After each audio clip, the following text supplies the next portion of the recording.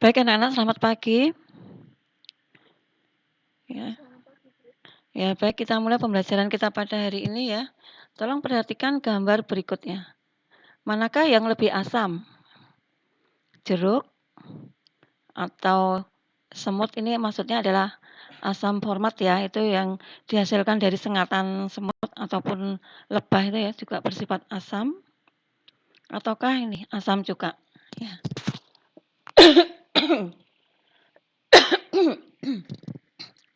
Ya. Bagaimanakah cara mengetahuinya? Ya, jadi dilihat dari pH-nya ya.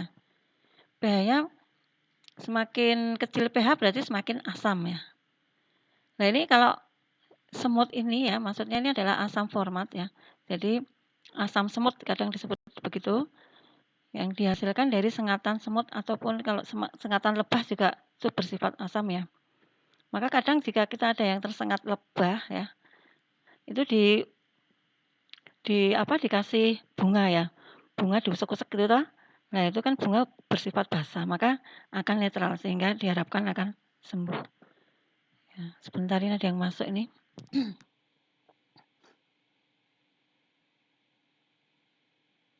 Mustafa, ayo silakan masuk. Ya. Lain kali jangan terlambat ya, Mustafa.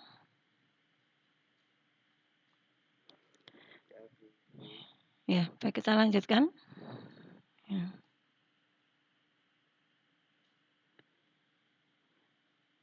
Ya, kemarin apa ya, D ya? Ya, itu derajat keasaman ya. Sekarang F, identifikasi asam dan basa. Ya, identifikasi asam dan basa ini bisa dengan menggunakan kertas lakmus ataupun indikator asam basa. Bisa juga dengan indikator universal atau pH meter. Nah, sekarang kita bahas dulu yang kertas lakmus. Sudah pernah lihat kertas lakmus belum? Sudah ya. Warnanya apa? Warnanya apa? Iya, betul. Kalian lihat di mana? Oh ya, SMP sudah pernah praktek ya? Baik ya. Nah, kertas lakmus ya, ini ada yang biru, ada yang merah ya. Betul. Jadi ini terbatas hanya untuk membedakan suatu larutan bersifat asam atau basa. Jadi belum sampai ke pH-nya. Ya. Ini ada yang masuk, ini dimasukkan ke ini sebentar. Saya harus...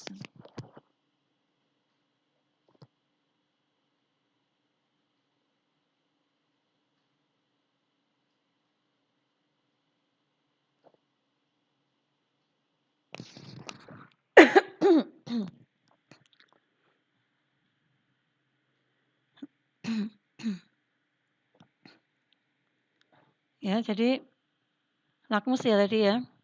Jadi bisa hanya membedakan larutan itu bersifat asam atau basa, belum sampai pH-nya berapa ya. Nah, lakmus tadi ada merah, ada biru. Nah, lakmus merah jika dicelupkan ke dalam larutan asam itu akan berwarna merah. Ya, sedangkan jika dicelupkan dalam larutan netral akan tetap merah. Jika dicelupkan ke larutan basa itu akan berwarna biru ya.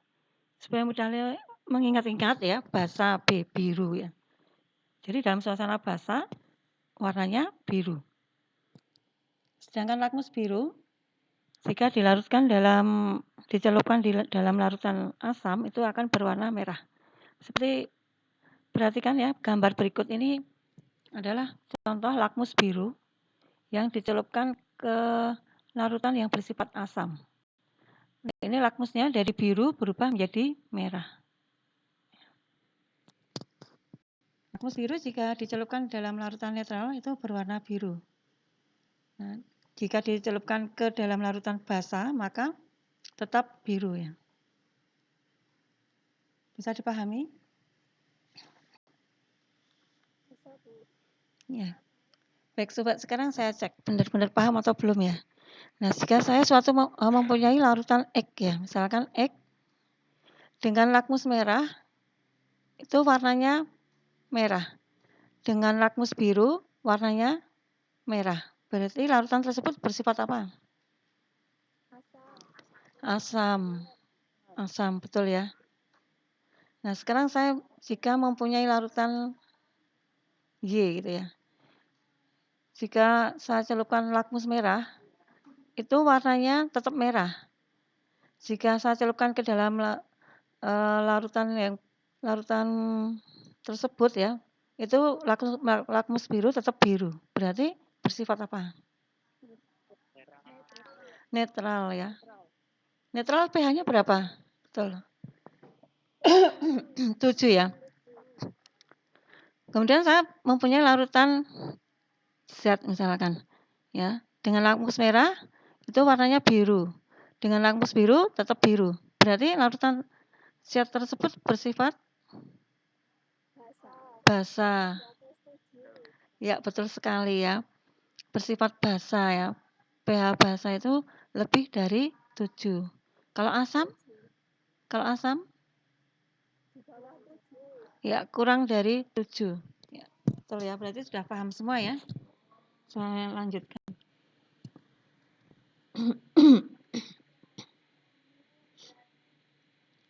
Nah, sekarang identifikasi dengan indikator asam basa. Indikator asam basa itu adalah suatu zat yang mempunyai warna tertentu pada pH tertentu. Ya. Nah, indikator asam basa itu ada indikator alami dan indikator buatan. Ya, silakan ditulis. Yang tadi udah ditulis belum ya? Sudah ya, nanti saya kirim rekamannya juga ya nanti ya. Ya. Oke. Ya. Ya, jadi indikator itu adalah suatu zat yang memberikan warna yang berbeda ya pada suatu asam ataupun basa. Jadi warnanya itu akan berbeda. Dalam asam warnanya misalkan merah, dalam basa warnanya misalkan biru. Ya, itu indikator. Ya, jadi warnanya berbeda. Tidak mesti harus merah sama biru ya. Pokoknya warnanya berbeda gitu ya. Itu namanya indikator. Nah, indikator asam basa itu ada indikator alami dan indikator buatan. Ya, kalian indikator alami ya itu kalian bisa buat sendiri. Ya. Ya, beberapa indikator yang alami. Bentar, ini ada yang masuk, ini saya masukkan dulu ya anaknya ya.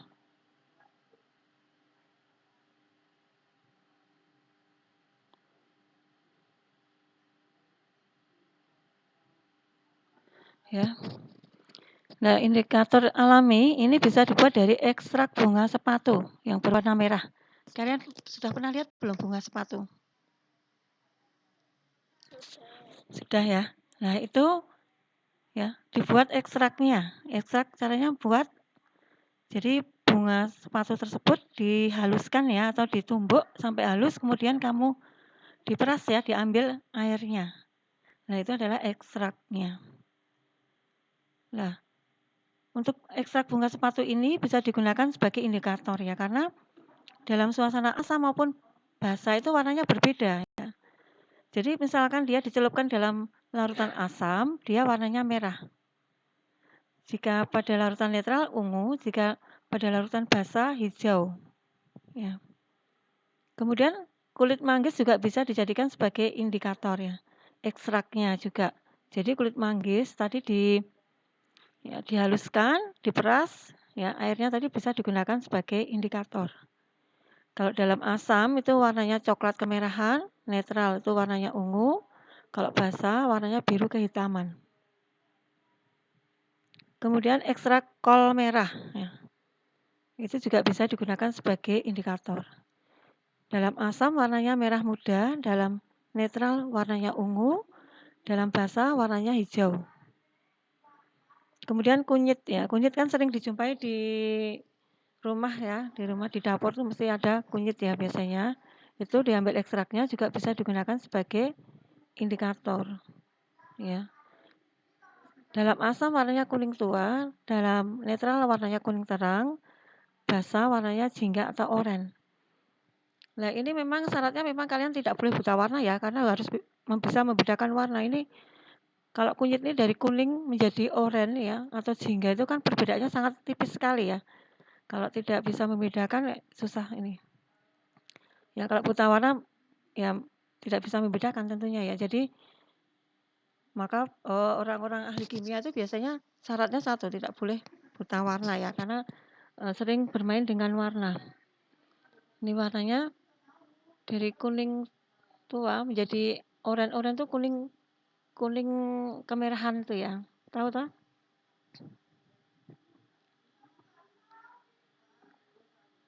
Ya karena ini kunyit ini sering dijumpai di dapur ya, maka sering digunakan. Ini pernah ada yang apa ya? Karya ilmiahnya itu menggunakan kunir atau kunyit digunakan untuk ngecek suatu bahan ya. Itu mengandung borak atau tidak ya. Tahu borak?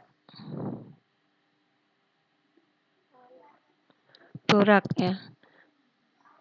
Borak itu asam basa.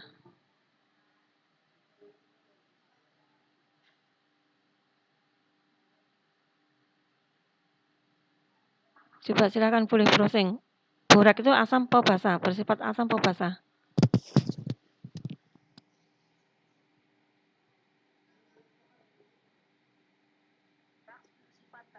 Bersifat basa, betul sekali ya.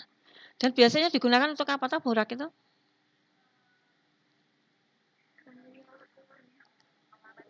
Iya, mengawetkan ya kadang untuk campuran pada bakso itu ya supaya kenyal dan apa? Awet itu ya. Nah, itu bahaya enggak? Ya, bahayanya apa?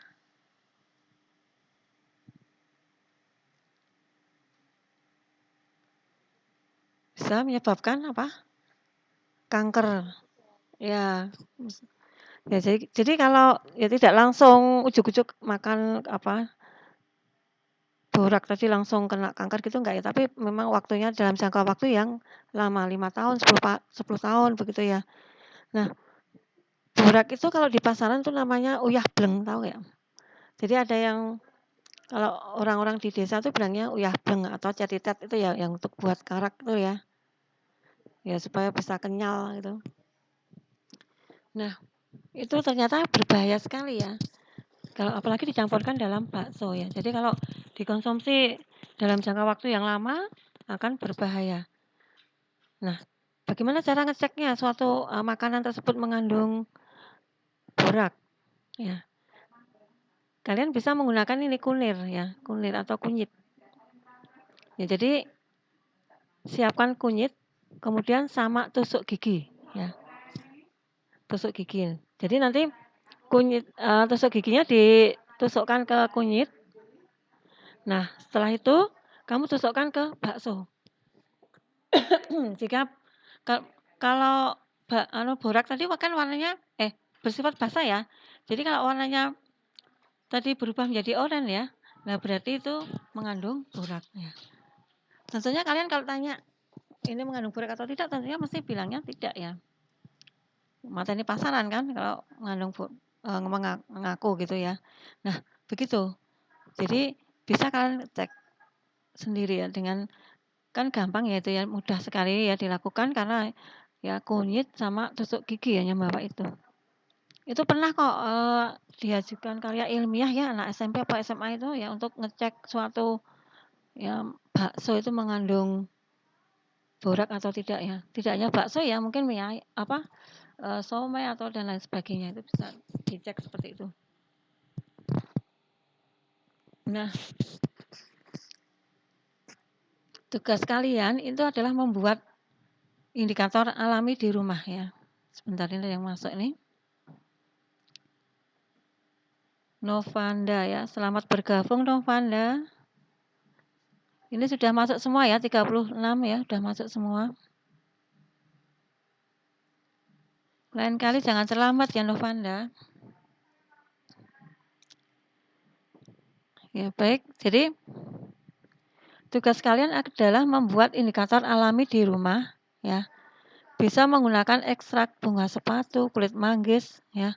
Kalau susah mencari kol merah ya tidak apa-apa, tidak usah menggunakan kol merah ya. Biasanya nih ditemukan di mana ya? Di Matahari itu biasanya ada ya.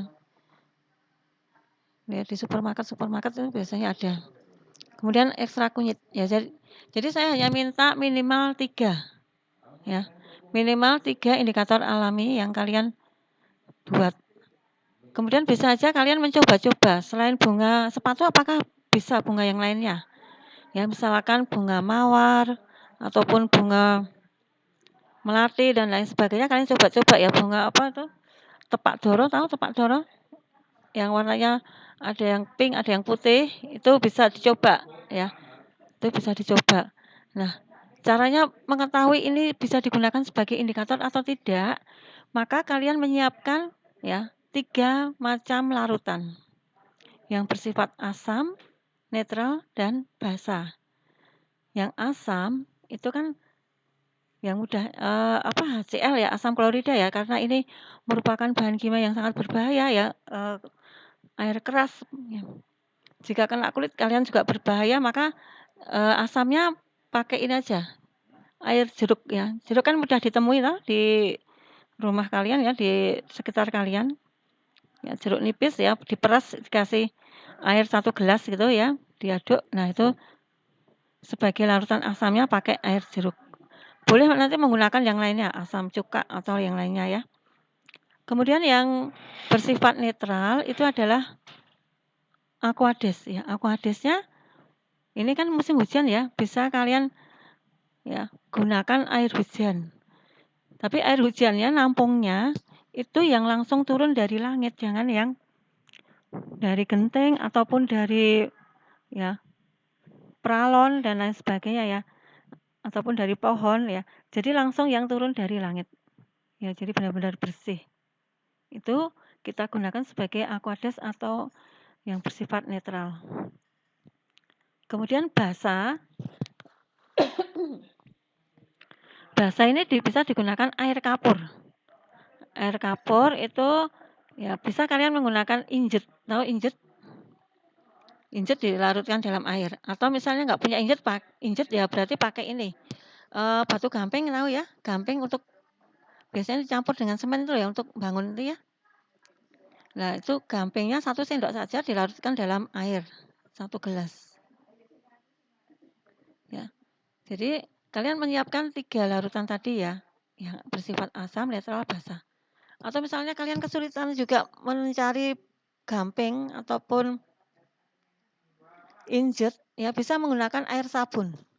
Ya. Deterjen ataupun sabun mandi ya. Jangan sabun untuk mencuci piring ya itu kadang pH-nya netral itu kalau yang untuk cuci piring itu ya. Ya, jadi kalian siapkan 3 larutan yang bersifat asam, netral, dan basa. Nah, kemudian cara ngeceknya bagaimana kalau ini merupakan indikator atau bukan ya. Misalkan kamu pakai ekstrak bunga mawar gitu misalkan. Bunga mawarnya tadi dihaluskan, kemudian diperas, diambil airnya. Nah, kemudian kamu siapkan 3 larutan tadi di tempat yang kecil-kecil. Jadi jangan 1 gelas itu dikasih indikator yang kamu buat tadi ya, tapi kamu sok dulu ya, kamu tuang dulu ke tempat yang kecil-kecil, misalkan pakai tutup botol aqua itu juga bisa ya, ataupun kalau kesulitan ya pakai wadah yang bersih ya, misalkan gelas aqua tadi dipotong gitu ya.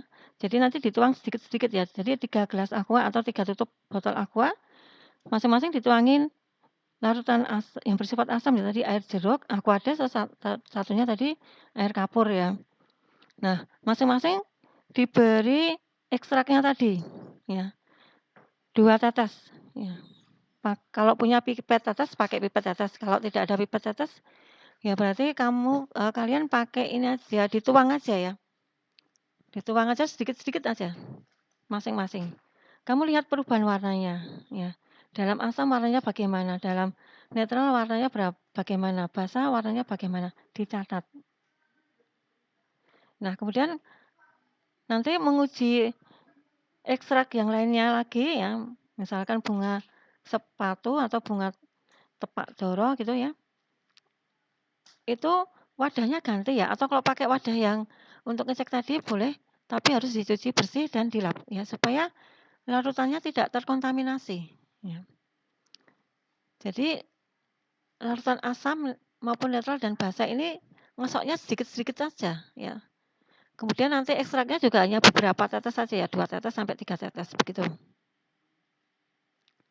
Dan seterusnya, saya minta minimal itu indikator alami paling tidak 3 ya. Jadi bisa 4, 5 boleh ya, tapi minimal 3. Bisa dikerjakan kelompok, ya maksimal 6 kelompok ya. Kemudian di video ya, di video. Kemudian usahakan perubahan warnanya itu diperlihatkan gitu ya, supaya nanti teman-teman itu bisa tahu, oh itu perubahan warnanya dari ini menjadi ini, begitu. Nah itu di video benar-benar, terus nanti wajah-wajah kalian nanti ditampilkan juga di awal boleh ataupun di akhir ya. Jangan lupa nanti nama-nama kelompok tersebut siapa saja, nama sama nomor absen. Diberi musik, berikan musik yang menarik ya, yang semangat ataupun terserahlah, tergantung kreativitas kalian. Bisa kelompok, bisa sendiri ya. Kelompoknya bisa 2 ya, bisa 3 dan seterusnya, yang penting maksimal 6. Sampai ini apakah ada pertanyaan? Ya. Ya. Jadi kalau kelompok itu videonya hanya satu saja, nanti dikirim di GC ya, di Google Classroom itu nanti akan saya berikan tempatnya. Ya. Setelah itu ya, setelah videonya selesai, terus nanti pertemuan berikutnya kita presentasi ya. Presentasi untuk itu tadi kalian menayangkan hasil video kalian tadi. Ya, jadi nanti kalian bisa presentasikan. Anak-anak kelas 10 kemarin juga sudah presentasi ya, praktikum praktikumnya daya hantar listrik. Ya, kalau kalian ini indikator asam basa ya, indikator alami. Bentar, sampai ini apakah sudah bisa dipahami? Ini baru separuh ya ini ya, masih ada kelanjutannya.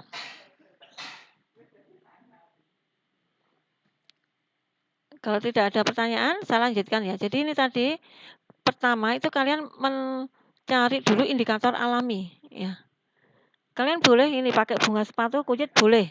Terus nanti yang satu kan cari yang lainnya, atau kalau mau kulit manggis juga boleh ya, kalau ada ya.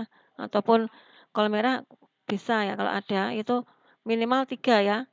Atau bisa saja kalian mencari yang lainnya, misalkan tadi ya, bunga mawar ya, dan lain sebagainya ya, bunga-bungaan itu silakan dicoba-coba. Tentunya kalian kalau menemukan hal yang baru ya, misalkan selain yang di sini, nilainya akan semakin bagus ya.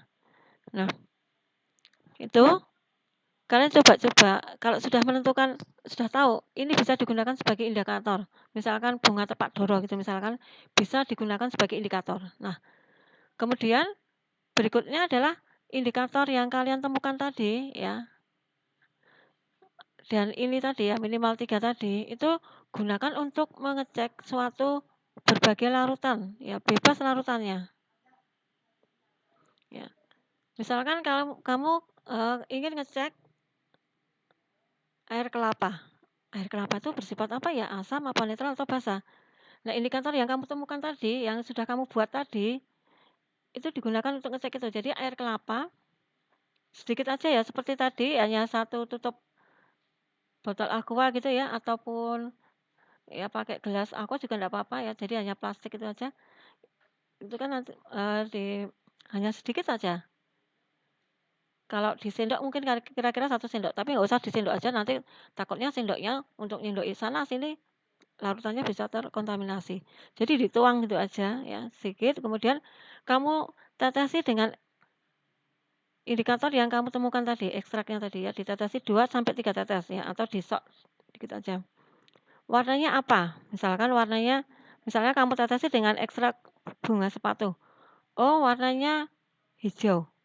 Berarti air kelapa bersifat basa gitu misalkan. Kemudian bisa aja kalian mencari, misalnya menginginkan ya untuk ngecek menguji misalkan selain air kelapa ya, misalkan Maison gitu ataupun soft drink ya, misalkan Coca-Cola, Fanta dan lain sebagainya itu mau dicek, ini sebenarnya termasuk asam apa basa apa netral, ya. Itu boleh. Tergantung kreativitas kalian ya.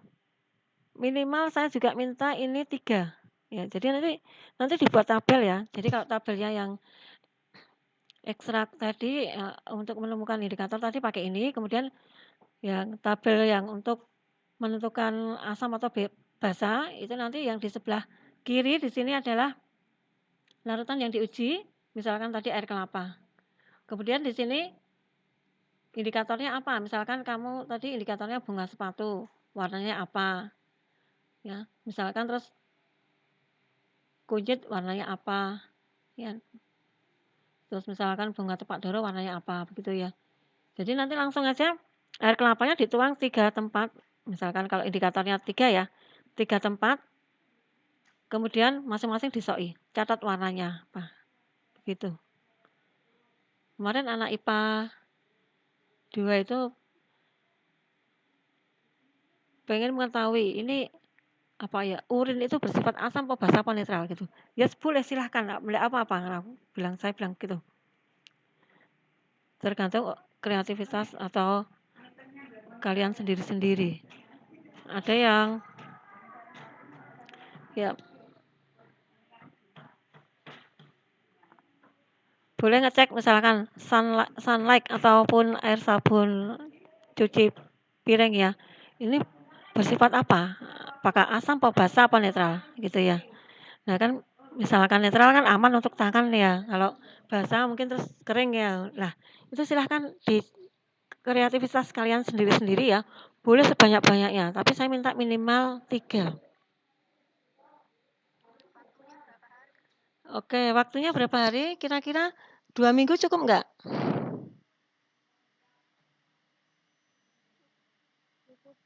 Cukup ya, 2 minggu ya.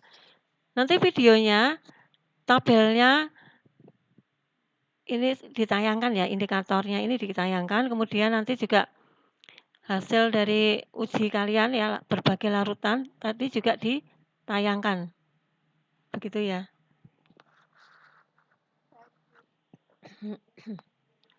Ya, boleh ya. Oh iya, betul sekali. Saya minta batasannya maksimal 5 menit ya. Maksimal 5 menit. Jadi nanti dari awal itu membuat ekstraknya tolong juga ditayangkan. Tapi cuma sedikit aja ya, sekian detik ya misalkan. Ya, jadi numbuknya jadi dicupliki aja numbuknya ataupun jadi diperlihatkan cara membuat ekstraknya tadi sampai memerasnya gitu. Kemudian, perubahan warnanya juga ditunjukkan. Jadi maksimal 5 menit. Ya, ada pertanyaan lagi? Baik, kalau tidak saya lanjutkan ya. Nah, sekarang yang indikator buatan ya, yang di laboratorium itu sering dijumpai ya indikator ini, metil jingga atau MO, itu trayek pH-nya 3,1 sampai 4,4. Nah, warnanya itu merah dan kuning ya. Jadi kalau larutan yang diuji itu warnanya merah, berarti pH-nya itu kurang dari 3,1. Kalau warnanya kuning, berarti pH-nya lebih dari 4,4. Kemudian indikator metil merah atau MM, ya kadang metil red gitu ya namanya ya. Itu trayek pH-nya ya, itu 4,4 sampai 6,2. Jadi perubahan warnanya jika merah itu berarti pH-nya kurang dari 4,4. Jika kuning berarti pH-nya lebih dari 6,2. Kemudian bromtimol biru atau BTB. Itu trayek pH-nya 6,0 sampai 7,6. Jika warnanya kuning berarti pH-nya kurang dari 6. Jika biru berarti pH-nya 7,6, lebih dari 7,6. Nah, yang sering digunakan di dalam laboratorium adalah phenolphthalein ya atau PP. Disingkat PP. itu trayek pH-nya 8,3 sampai 10. Ya, jika tidak berwarna berarti pH-nya kurang dari 8,3. Jika warnanya merah, ungu ya, merah keunguan, itu berarti pH-nya lebih dari 10. Nah, coba supaya kalian lebih paham, kalian lihat LKS halaman 19. Sudah ketemu belum?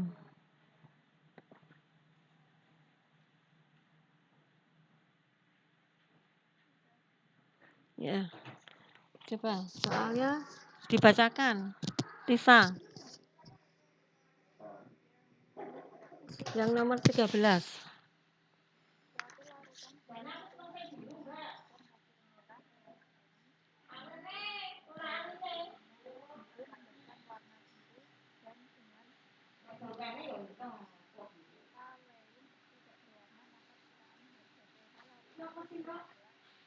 Ya, jadi suatu larutan diuji, ya, saya tulis di sini ya.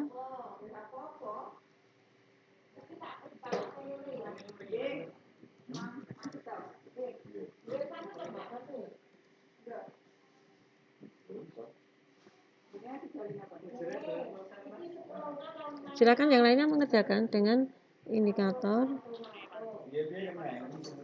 Ya, ada yang sudah paham ya. Suatu larutan diuji dengan ya, indikator. Karena sudah ada yang betul, tidak usah saya. Apakah semua sudah paham cara mengerjakannya?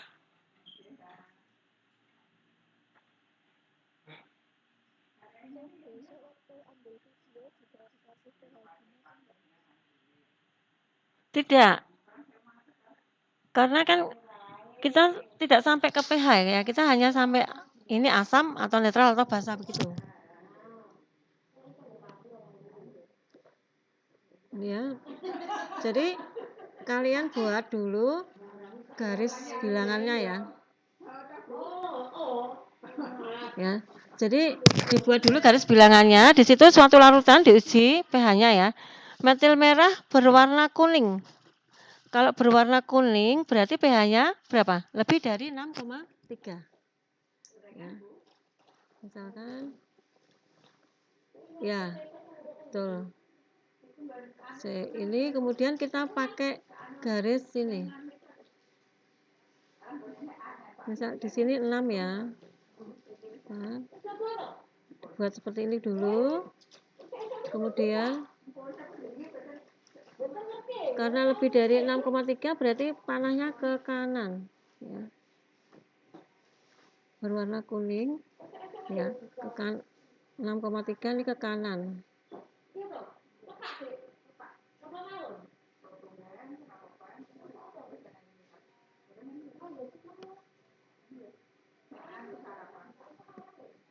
Ini ya. Kemudian ini kurang ke atas. Ya, caranya seperti ini. Kemudian berikutnya bromtimol biru berwarna biru. Bromtimol biru berwarna biru berarti pH-nya lebih dari 7,6. Ya, berarti di sini ya 7,6.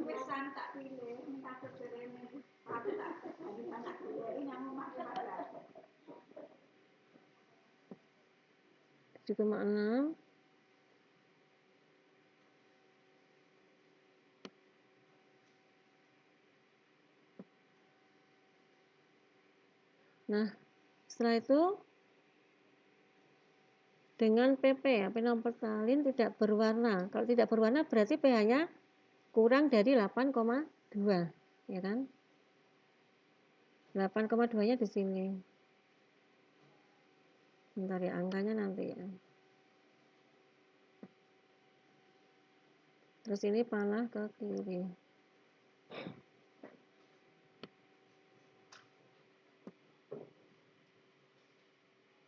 Ya.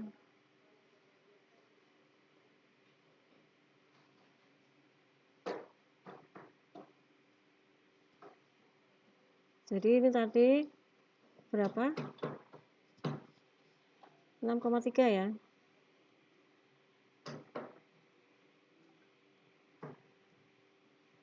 Terus di sini tadi berapa? 7, ya betul 7,6. Terus di sini tadi berapa? 8,2. Ini angkanya ke ini.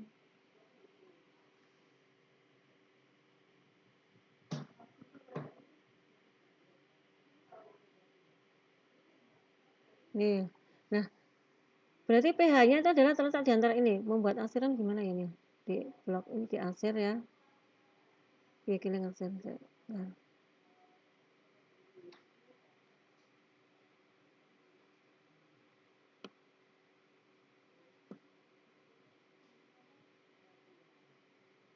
Ini di asir ini. Nah, jadi yang memotong semuanya ini. Asir begini aja ya supaya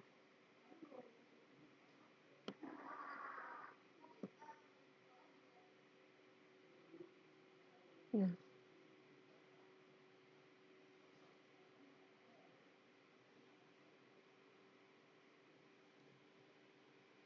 Sehingga pH-nya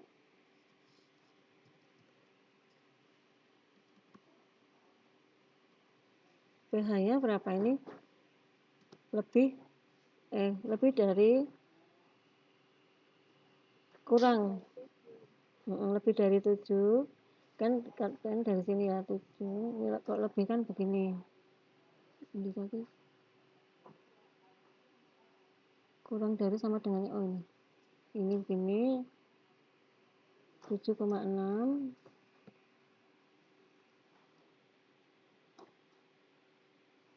Kemudian kurang dari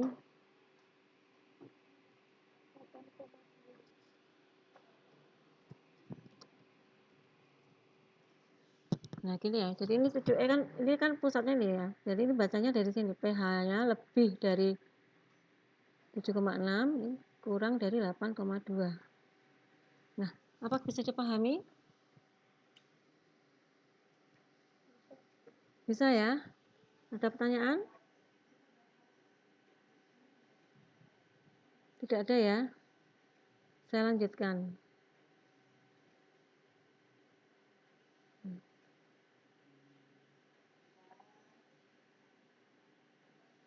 Bentar ya, tadi tambahin soalnya nomor 13 ya.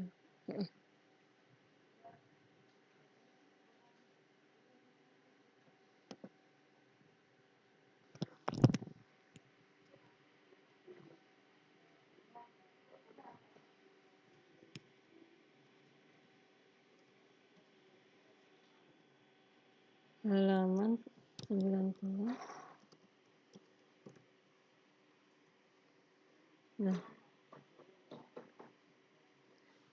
ya. Sudah paham semua ya? Jadi dibuat garis bilangan seperti ini ya supaya lebih mudah ya. Kalau misalkan di awang bisa ya enggak apa-apa, silahkan ya, tergantung kalian. Nah, sekarang berikutnya itu adalah indikator universal ya. Kita juga punya nih campuran beberapa indikator yang dapat berubah pada setiap satuan nilai pH-nya. Jadi kita bisa langsung tahu pH-nya. Ini ya. Ini mereknya Pan pH ya. Nah, itu bisa langsung tahu. Misalkan kalian menyelupkan air aki. Air aki dicelupkan nanti pH-nya ketemu langsung 1. Di sini sudah ada dicocokkan. Air jeruk, air murni, sabun ya. Gitu.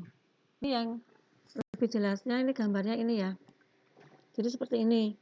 Jadi kalian misalnya suatu larutan yang akan kalian uji pH-nya berapa ya. Kertasnya ini di dalam alatnya ini ada kertas-kertas seperti ini, kayak test pack ya. Kemudian dicelupkan ke larutannya ya. Nanti akan ada warna-warnanya itu kalian cocokkan di sini. Nah, ini kalau buta warna susah sekali ini juga membedakan. Nah, ini nanti warna yang cocok atau yang sesuai yang mana? Misalkan di sini ya, pada angka 5 berarti pH larutan ini 5. Gitu. Paham?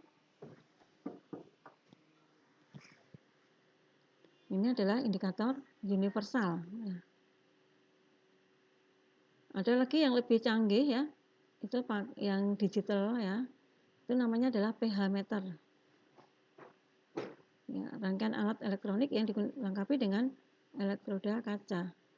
Jadi larutan yang akan dicek pH-nya langsung dicelupkan, ya, alatnya dicelupkan ke larutan tersebut. Nah, ini langsung keluar angkanya, ya. Sampai 3 angka di belakang koma ini, 7,053. Begitu. Nah, ini gambarnya yang lebih jelas. Nah, itu anak-anak, apakah ada pertanyaan untuk materi ini ya, berbagai indikator ya. Jadi memang indikator itu ada yang canggih ya, pakai yang digital, tapi kalian tentunya harus juga tahu ya, indikator alami maupun indikator universal ya. Kadang kalau di lapangan itu yang digunakan adalah yang indikator universal. Ya, yang di lapangan untuk pertandingan dan lain sebagainya itu kan kadang dicek ya, apakah dia mengkonsumsi narkoba atau tidak gitu ya. Bentar ya. Nah, pakai pH indikator. Itu kemarin anak kelas IPA 2 itu ada yang cerita, Bu, ini kalau di lapangan itu dicek ya, urunnya dicek pakai ini. Jadi ketahuan nanti kalau narkoba itu kan pH-nya tertentu ya. Jadi kalau pH-nya sekian berarti dia mengkonsumsi narkoba, tidak diizinkan untuk mengikuti pertandingan. Begitu ya penggunaannya. Baik anak-anak, apakah ada pertanyaan sampai sini?